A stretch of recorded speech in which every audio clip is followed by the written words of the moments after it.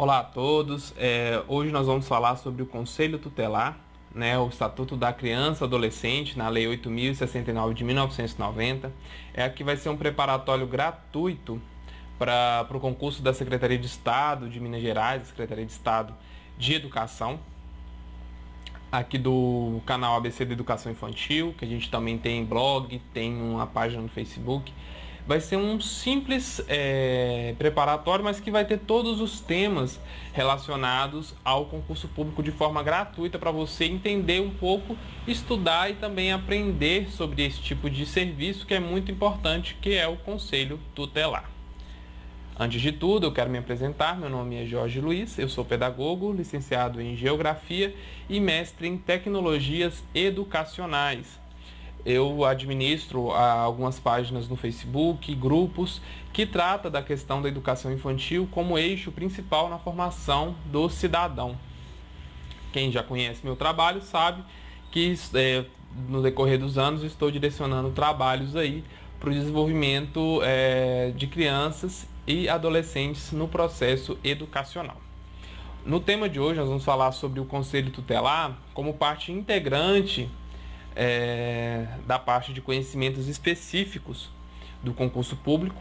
Eu espero que vocês gostem, é a primeira videoaula desse tipo de vídeo do canal.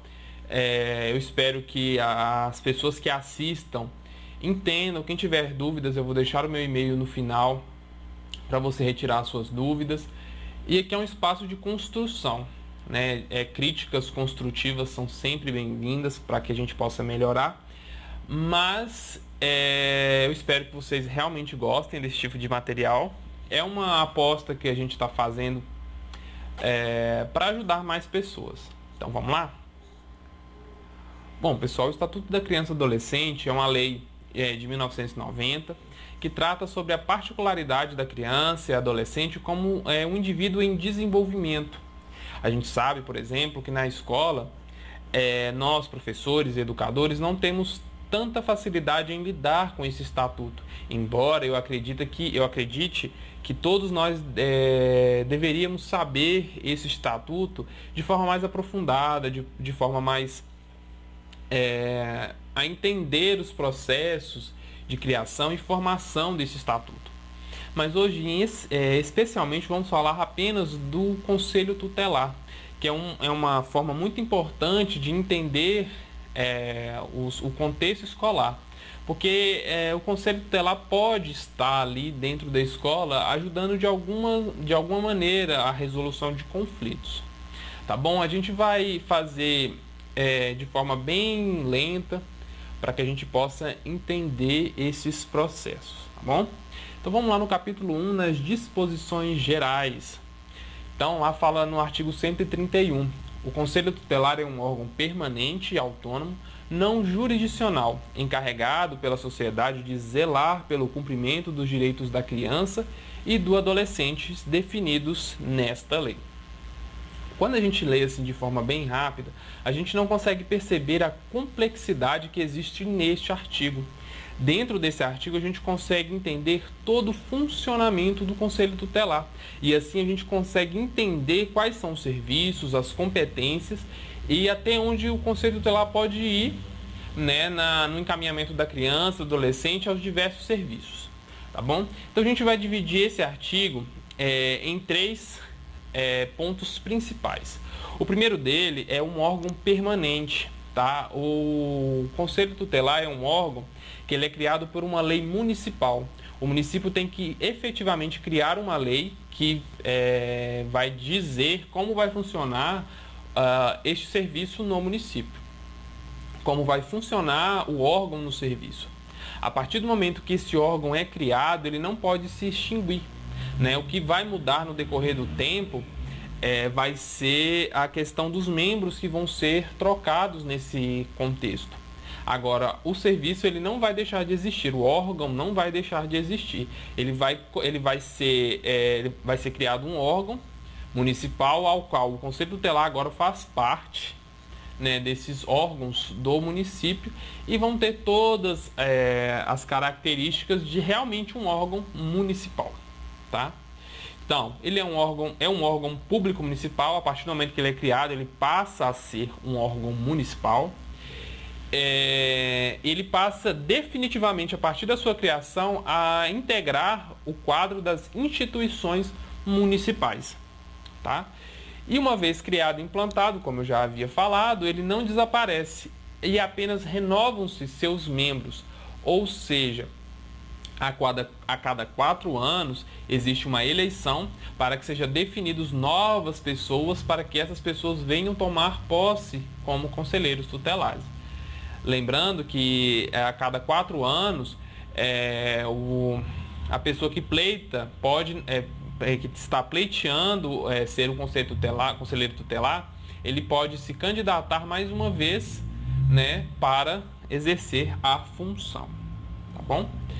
Bom, e agora a gente vai falar sobre como órgão autônomo, né? Esse órgão autônomo significa que ele não depende, embora ele esteja vinculado ao serviço público municipal, né, ao executivo municipal, ele não é subordinado a ele.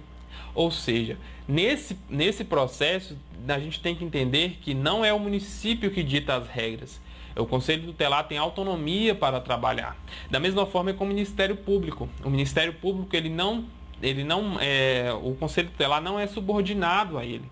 E a gente tem que ter essa visão ampla, porque realmente são coisas que confundem as pessoas. Então, ou seja, ele é autônomo, ele não depende, tá, nem do município e nem do Ministério Público. Ele tem autonomia para atuar. Então, ele não necessita, como eu já disse, de autorização de agentes, autoridades ou órgãos públicos. Ele pode agir de acordo com o conselho.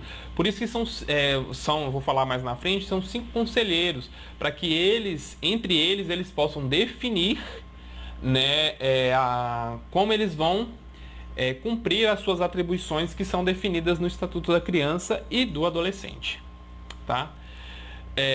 Eles não podem ser subordinados, e eles não são subordinados, né, no desempenho das suas atribuições, nem pelo Poder Executivo, nem pelo Legislativo, nem pelo Judiciário e muito menos pelo Ministério Público, tá? Então agora a gente vai falar um pouquinho sobre o não jurisdicional, né? Esse não jurisdicional significa que ele não pertence ao Ministério Público, né? Muita gente pode confundir isso, mas ele não tem caráter judicial. Ele tem caráter apenas administrativo, que faz com que muita gente confunda que o Conselho Tutelar tem poder de, por exemplo, destituir o poder familiar. Não tem. Ele apenas orienta o Ministério Público, o Juizado de Infância e da Juventude, da Criança e Adolescente, sobre as denúncias que ele recebeu sobre maus tratos e essas coisas assim. Ele não tem poder jurídico, tá? Então, ele não integra o Poder Judiciário, como eu já havia dito, e nem está, de qualquer modo, subordinado a ele, à autoridade judiciária. As decisões que são tomadas no Conselho, eles não são de cunho jurisdicional, e sim administrativo, como eu já tinha falado anteriormente, em forma colegiada, discutida entre os membros deste Conselho. Mas eles podem estar sujeitos, no entanto, ao controle judicial, a pedido de seu destinatário ou do Ministério Público. Está lá constando no artigo 137 do Estatuto da Criança e do Adolescente. Bom, cada município e cada região administrativa, incluindo o Distrito Federal, haverá no mínimo, entenda essa palavra, no mínimo um conselho tutelar. Ou seja, é obrigatório em cada município brasileiro ter, no mínimo, um conselho tutelar. Vai depender da lei municipal se ela cria mais de um conselho tutelar, dependendo do tamanho da cidade, da abrangência de seus bairros, né, e da complexidade no atendimento à comunidade, né? Então, eles são compostos por 5 membros, tá? Eles são escolhidos para um mandato de 4 anos, como eu já tinha falado anteriormente, e vai ser permitida uma recondução mediante a um novo processo de escolha. O processo de escolha a cada 4 anos, ele vai se dar no ano subsequente ao da eleição presidencial. E também ele vai tomar posse como novo conselheiro a partir do dia 10 de janeiro do ano subsequente à eleição, tá bom? Para a candidatura, o artigo 133 ele fala: para a candidatura a membro do Conselho Tutelar são exigidos os seguintes requisitos. Então não é qualquer pessoa, né, que vai tomar posse ou vai se candidatar como conselheiro tutelar. São levadas em considerações vários requisitos para que essa pessoa possa estar exercendo aquela função, né, no decorrer das atribuições. Que ele tenha uma reconhecida idoneidade moral, ou seja, ele tem que ser uma pessoa íntegra, uma pessoa que trabalhe pela sociedade, que tenha idade superior a 21 anos. Por quê? O ECA ele fala que a criança é de 0 a 12 anos incompletos e adolescente de 12 anos completo até os 18 anos. Até os 18 anos completos. Então significa que nesse período, com 21 anos, superior a 21 anos, ele já tem a maturidade, ou deveria-se ter a maturidade de trabalhar pela comunidade, trabalhar por crianças e adolescentes. E residir no município, uma coisa bem óbvia, mas que a lei deixou bem claro. Bom, a lei municipal que vai criar, né, o Conselho Tutelar, ele vai descrever na lei quais que são os horários de funcionamento, o dia, todos os parâmetros de funcionamento do Conselho Tutelar. O que significa também dizer na lei como é que vai ser a jornada de trabalho desses funcionários públicos. Por exemplo, a gente sabe que a carga horária máxima permitida na lei é 44 horas semanais, mas o conselheiro tutelar também tem que exercer a função de plantonista, sempre estar alerta de novas denúncias e o que tiver que acontecer, tá? Então o artigo 134 fala: a lei municipal ou distrital disporá sobre local, dia e horário de funcionamento do conselho tutelar, inclusive quanto à remuneração dos respectivos membros, aos quais é assegurado o direito de... A Lei 12.000, vou só pegar a lei aqui, que eu esqueci. A Lei 12.696 de 2012 oferece direitos que antes não eram assegurados no Estatuto da Criança e Adolescente, e eles foram incorporados, eles foram inseridos no Estatuto da Criança e Adolescente, entendendo que o conselheiro tutelar ele tem função primordial e desenvolve relevante papel público na sociedade. Então ele tem que ter a sua remuneração, seus direitos trabalhistas, previdenciários, direito de qualquer cidadão que exerça uma função, né? Então a gente tem que atentar para isso. E o artigo 134 ele vai falar sobre isso nos próximos slides, tá? Bom, primeiro ele tem direito, o conselheiro tutelar tem direito à cobertura previdenciária. Como eu já disse, a Lei 12.696 de 2012 diz que a partir dessa data o conselheiro tutelar ele tem esse direito da cobertura previdenciária para que ele possa se aposentar, né, todo o recolhimento dos seus direitos. Bom, ele vai ter também esse segundo diz que ele vai ter gozo de férias anuais remuneradas, acrescidas de 1/3 do valor da remuneração mensal. Então, além dele ter direito à cobertura previdenciária, ele também vai ter direito a férias anuais. Então, todo ano, durante os 4 anos do seu mandato e do seu exercício, ele vai ter suas férias remuneradas e acrescidas de 1/3 deste valor na remuneração mensal. Bom, ele também vai ter direito, no caso ela vai ter direito, né, a conselheira tutelar, à licença maternidade. A licença maternidade é um direito, né, garantido e que vale por 180 dias, ou seja, 6 meses. A conselheira tutelar ela tem o direito de afastar-se para cuidar da sua criança, do seu filho, do seu recém-nascido.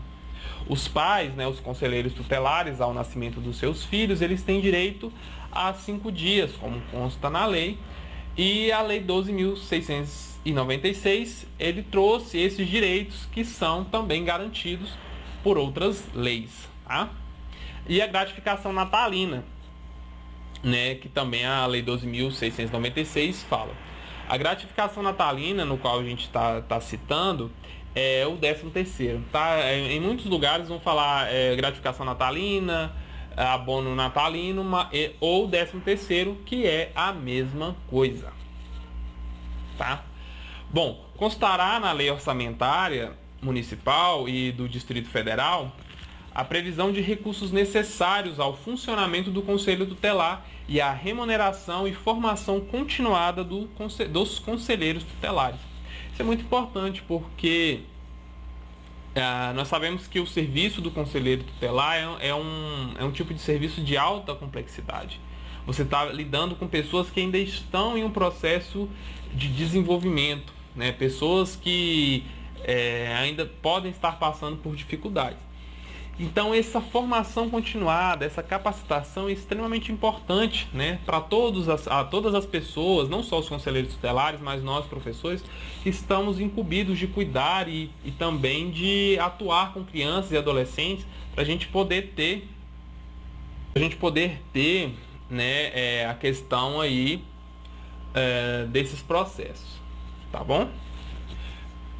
Bom, só para vocês entenderem, a lei de orçamento, né, que está falando a lei orçamentária municipal, ela vai detalhar, no caso, a aplicação dos recursos do município em obras e ações para o exercício do ano seguinte, né? E ela está elaborada a partir com base nas diretrizes anteriormente apontadas pelo plano plurianual e pela lei de diretrizes orçamentárias do município. Então, aí tudo aquilo que foi proposto, então, dentro desse contexto, o Conselho Tutelar tem que estar inserido com o salário do servidor, com a questão financeira, né, 13º, férias, e daí vai.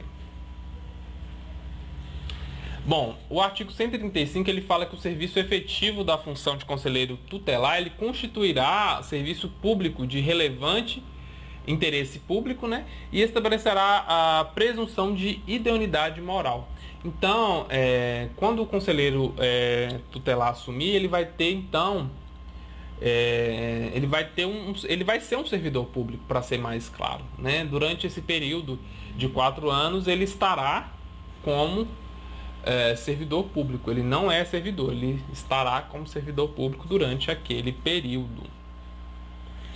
Bom, das atribuições do Conselho.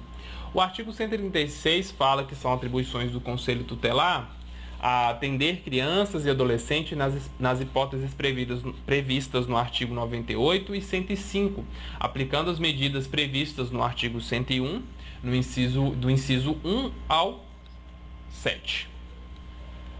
Do inciso 1 ao 7.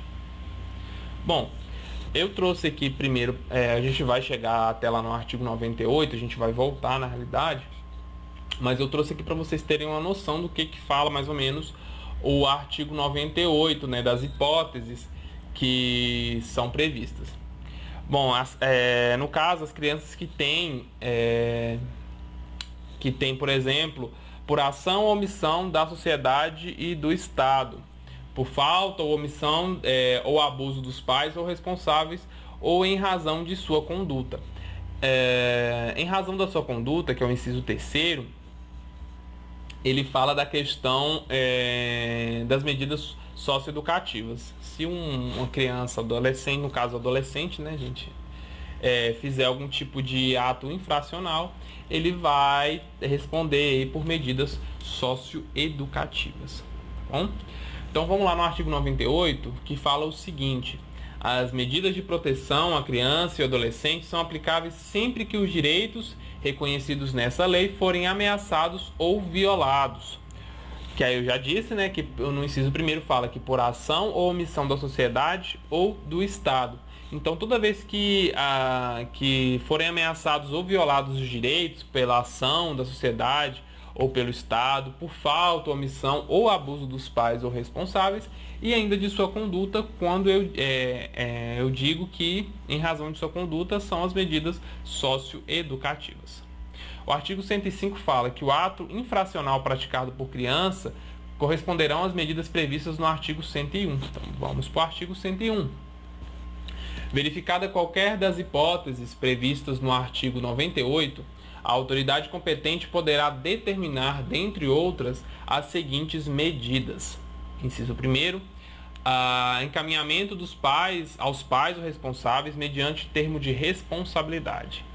Orientação, apoio e acompanhamento temporários. Matrícula e frequência obrigatória em estabelecimento oficial de ensino fundamental. Inclusão em serviços e programas oficiais ou comunitários de proteção, apoio e promoção da família, da criança e do adolescente. O artigo 5º fala da requisição de tratamento médico, psicológico ou psiquiátrico em regime hospitalar ou ambulatorial. O artigo 6º fala que a inclusão em programa oficial comunitário de auxílio, orientação e tratamento a alcoólatras e pessoas que têm problemas com drogas.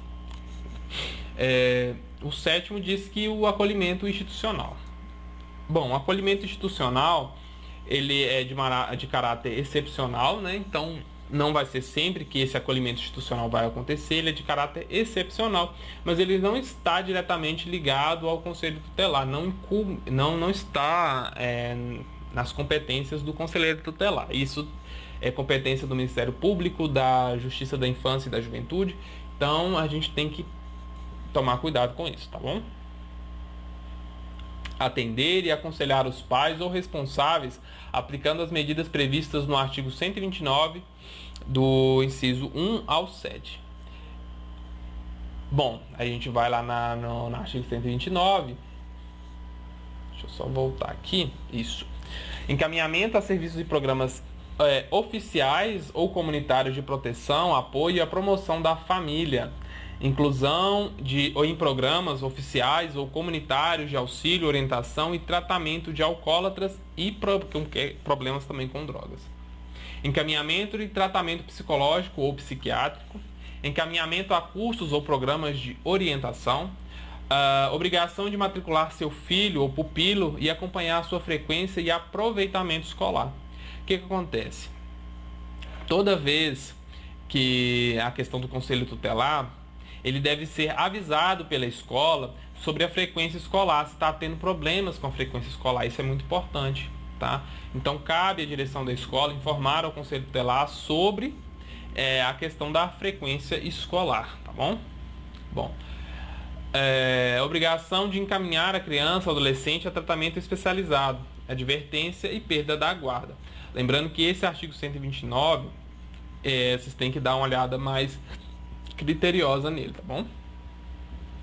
Destituição da tutela, suspensão ou destituição do poder familiar.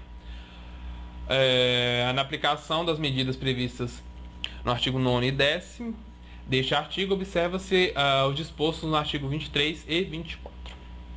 Bom, promover a execução de suas decisões, podendo, para tanto, requisitar serviços públicos na área de saúde, educação, serviço social, previdência, trabalho e segurança. Bom, o Conselho Tutelar ele pode requisitar, não que seja uma atribuição dele, mas ele pode requisitar, né, mediante a solicitação, a questão da saúde, educação, serviço social e dentre outros, tá bom? Representar junto à autoridade judiciária nos casos de descumprimento injustificado de suas deliberações. Encaminhar ao Ministério Público notícia de fato que constitui infração administrativa ou penal contra os direitos da criança e do adolescente.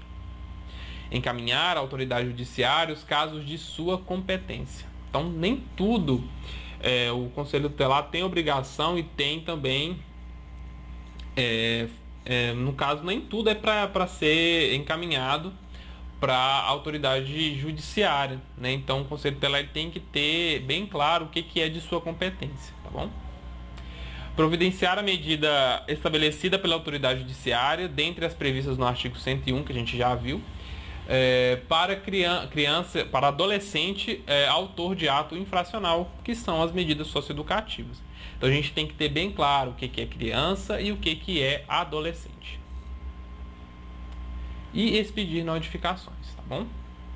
Requisitar certidões de nascimento e de óbito de crianças quando necessário, tá bom? Quando necessário, que não tiver outros encaminhamentos, o Conselho Tutelar pode, mas lembre-se bem, quando necessário. Assessorar o Poder Executivo local na elaboração de proposta orçamentária para planos e programas de atendimento dos direitos da criança e do adolescente dentro de sua competência, né? Ele vai falar, olha, esse recurso aqui ele pode ser melhor direcionado para a gente criar um programa de atendimento que favoreça os direitos da criança e do adolescente. Então ele está ali para dar aquela assessoria básica, para inserir dentro as suas opiniões de como executar e como direcionar os recursos, tá bom?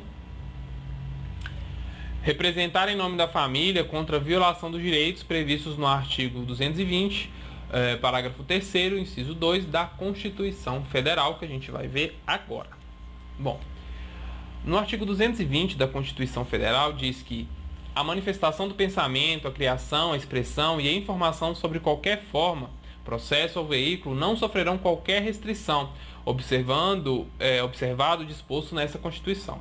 Compete, então, à lei federal estabelecer meios legais que garantam à pessoa e à família a possibilidade de se defenderem de programas ou programações de rádio e televisão que contrariem o disposto do artigo 221, bem como da propaganda de produtos, práticas e serviços que possam ser nocivos à saúde e ao meio ambiente. É o que a gente fala de classificação indicativa. Às vezes a gente tem ali na televisão as classificações que podem ser direcionadas para criança e adolescente. No artigo 221, que a gente está dando sequência, vai ser: a produção e a programação das emissoras de rádio e televisão atenderão os seguintes princípios: a preferência e a finalidades educativas, artísticas, culturais e informativas. O inciso 2º diz que a promoção da cultura nacional e regional e estímulo à produção independente, que objetive a sua divulgação. A regionalização da produção cultural e artística jornalística conforme percentuais estabelecidos em lei e o respeito aos valores éticos e sociais da pessoa e da família.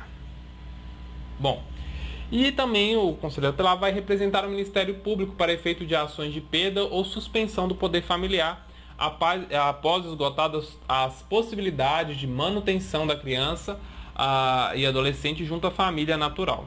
Bom? Promover e incentivar na comunidade, nos grupos profissionais, ações de divulgação, treinamento para reconhecimento de sintomas de maus tratos em crianças e adolescentes. O parágrafo único diz que, se no exercício de suas atribuições, o Conselho Tutelar entender necessário o afastamento do convívio familiar, ele irá comunicar o fato ao Ministério Público, prestando-lhe informações sobre os motivos de tal entendimento e as providências a serem tomadas para a orientação, o apoio e a promoção social da família. Então, pessoal, a gente não pode dizer que o Conselho Tutelar ele tem função, né, de afastar a criança do seu convívio familiar. Isso cabe a uma decisão judiciária, tá bom? Não faz parte das competências do Conselho Tutelar. Ele vai informar e vai prestar todas as informações sobre os motivos em qual ele acredita que deve ser tomadas providências, mas ele fica à margem disso aí. As decisões do Conselho Tutelar somente poderão ser revistas pela autoridade judiciária a pedido de quem tenha legítimo interesse. É o que diz o artigo 137. Bom, no capítulo 3 fala sobre a competência. O artigo 138 diz: aplica-se ao Conselho Tutelar a regra de competência constante no artigo 147. Então vamos lá. A competência será determinada, inciso 1º, pelo domicílio dos pais ou responsável. 2º, pelo lugar onde se encontra a criança ou adolescente, à falta dos pais ou responsáveis. No parágrafo 1º diz: nos casos de ato infracional, será competente a autoridade do lugar da ação ou omissão, observadas as regras de conexão, continência e prevenção. No parágrafo 2º diz que a execução das medidas poderá ser delegada à autoridade competente da residência dos pais ou responsável ou do local onde sediar a entidade que abrigar a criança ou adolescente. No parágrafo 3º diz: em caso de infração cometida através da transmissão simultânea de rádio ou televisão que atinja mais de uma comarca, será competente para a aplicação da penalidade a autoridade judiciária do local da sede estadual da emissora ou rede, tendo a sentença eficácia para todas as transmissoras e retransmissoras do respectivo estado. Então, ou seja, se essa infração acontece em rádio e televisão que atinja mais de uma cidade, mais de uma comarca, então a autoridade judiciária na sede estadual da emissora vai dar a sentença, e essa sentença vai ser repercutida em todas as transmissoras e retransmissoras do estado. Bom, no capítulo 4, diz que, no artigo 139, diz que o processo para a escolha dos membros do Conselho Tutelar será estabelecido em lei municipal e realizado sobre a responsabilidade do Conselho Municipal dos Direitos da Criança e do Adolescente, e a fiscalização desta escolha ela fica incumbida ao Ministério Público. O processo de escolha dos membros do Conselho Tutelar ocorrerá em data unificada em todo o território nacional, a cada 4 anos, no primeiro domingo do mês de outubro, no ano subsequente ao da eleição presidencial que eu tinha falado lá no início. A posse dos conselheiros tutelares ocorrerá no dia 10 de janeiro do ano subsequente ao processo de escolha que eu também já tinha falado lá atrás. No parágrafo 3º diz: no processo de escolha dos membros do Conselho Tutelar, é vedado ao candidato doar, oferecer, prometer ou entregar ao eleitor, bem como vantagem pessoal de qualquer natureza, inclusive brindes de qualquer preço ou valor, de pequeno valor. Bom, no capítulo 5 vai falar dos impedimentos. No artigo 140, diz que são impedidos de servir o mesmo conselho marido, mulher, ascendentes, descendentes, sogro, genro, nora, irmãos, cunhados, durante o cunhadio, tio, sobrinho, padrasto, madrasta e enteado. Bom, pessoal, só que aí o que acontece? Ele é impedido, de designar o mesmo serviço, de tomar posse como conselheiro tutelar, mas nada impede que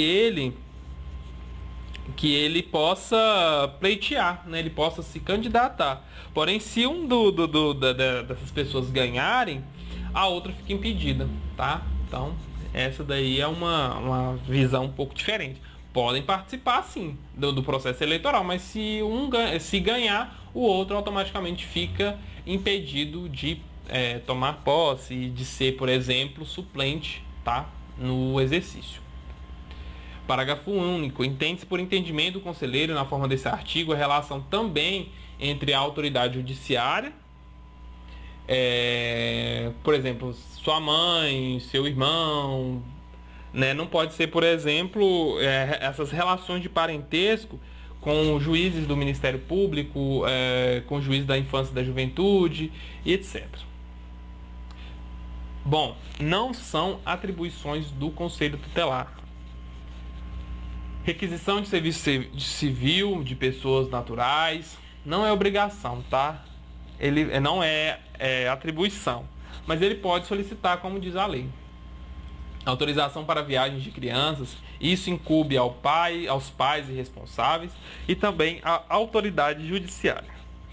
Formalização de acordos extrajudiciais de alimentos e pensões, isso é o Poder Judiciário. Não, a gente não pode atribuir isso ao Conselho Tutelar. Concessão de guarda, de instituição do poder familiar, também não, tá? Essas questões de instituição do poder familiar também é do Judiciário, tá? Que aí vai dizer para a criança se ela vai dizer para os responsáveis se ela vai para um serviço de acolhimento, se vai conceder a guarda para outra família, para outra pessoa da família, a família extensa. Então tudo isso tem que ser olhado. E aplicação de medidas socioeducativas também não é atribuição do Conselho Tutelar. Bom, atuar no caso, pessoas ou estabelecimentos acusados de práticas de infrações administrativas às normas de proteção de criança e adolescente, investigar casos em que há suspeita de prática de crime contra criança e adolescente, efetuar transporte de criança e adolescente para outros municípios e executar medidas de qualquer natureza. Então, tá bom? A gente tem que tomar cuidado com isso. Bom, pessoal, essa foi a primeira aula desse canal. Eu espero que vocês tenham gostado. Eu falo um pouco rápido, mas você diminui um pouquinho a velocidade aí do vídeo que você vai conseguir entender muito bem, tá? Esse é meu e-mail para contato. Quem tiver dúvidas sobre o tema, dicas sobre outros tipos de vídeo, tá? Como eu já disse, esse é o primeiro, então a gente ainda vai melhorar muito daqui para frente. Eu espero que realmente vocês tenham gostado desse tipo de vídeo. Eu peço que vocês se inscrevam aqui nesse canal, né? E no mais, muito obrigado. Aqui tá o link para você se inscrever no canal. Aqui embaixo tem um botãozinho para você se inscrever. Se inscreva para você receber todos os dias mais notificações sobre o canal, tá? O canal ABCD Educação Infantil tem material muito legal para vocês aprenderem, né, sobre várias coisas da educação infantil, sobre o processo que eu utilizo na minha sala de aula. Lembrando, pessoal, que essa aula vai estar disponível lá no blog para download. Você vai lá, entra, faz o download, estude por essa aula, pegue o Estatuto da Criança e do Adolescente, leia, porque é muito importante você conhecer, não só para fazer uma boa prova, mas para você ter noção do seu trabalho como futuro servidor do Estado de Minas Gerais. Meu muito obrigado, até a próxima e tchau.